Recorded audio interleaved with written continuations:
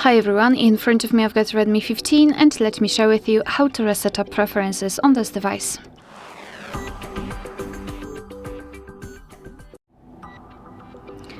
So let's begin with opening the settings, and here we have to scroll to find the section connected with the apps. So let's tap. Then we have to tap on this three dots icon in the right upper corner and tap on other settings.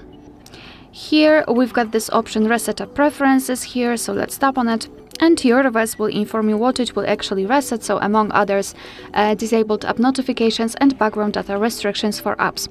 What's more, no worries, you won't lose any app data during that operation, so just tap on reset apps and basically this is it. Alright, so that will be all. Thank you so much for watching. Please hit the subscribe button and leave the thumbs up.